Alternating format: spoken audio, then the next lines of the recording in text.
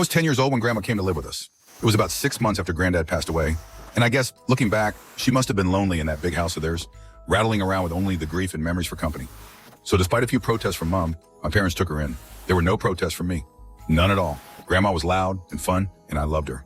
She had an almost limitless supply of boiled sweets, and she'd always slip me a couple whenever she saw me. She was always the first to stick up for me when I got into trouble too, but it was her stories I loved best. Grandma had all kinds of stories. Stories about growing up during World War II, and stories about the things she'd get up to with her friends on the South Coast after her family had been evacuated. Sad stories, funny stories, adventure stories. But it was her scary stories that were my favorite. Grandma had lots of scary stories. She told me she dabbled in the occult when she was a teenager, trying out Ouija boards with her friends, tarot cards, fortune telling, all that stuff. Most of the stories I'd laugh off or forget about not long after she was done telling them. But there were a couple that really did spook me a bit. I was only 10 at the time, you have to understand. And Grandma certainly knew how to bring the stories to life. She'd shut off the lights in my room so only the glow of the night sky shone through the curtains, and she'd shuffle in real close enough so I could see the wrinkles on her face and smell the boiled sweets on her breath, close enough so her deep blue eyes could stare straight into mine. She must have given me nightmares with a few of those tales, but now, years later, there's only one that I can still remember, only one that stuck with me.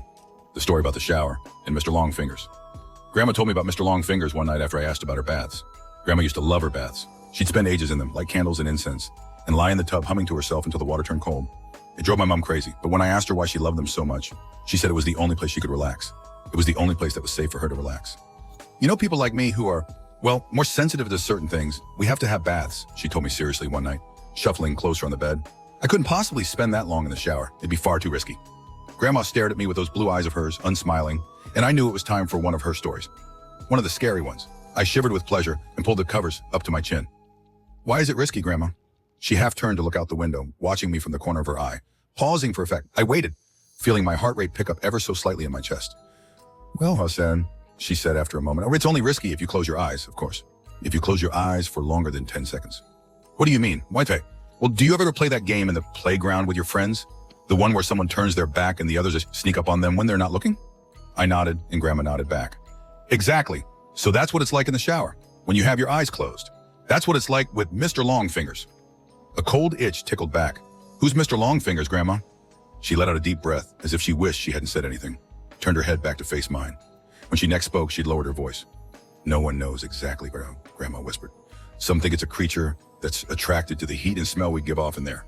Others think it's a demon that finds a way into our realm through the dense steam clouds. No one can say for sure because the only ones who have actually seen Mr. Longfingers aren't ever going to be able to tell you. I pulled in a breath. Why not? Grandma shuffled closer along the bed and leaned towards me, leaving my question hanging in the air. Don't you worry about it, sweetheart.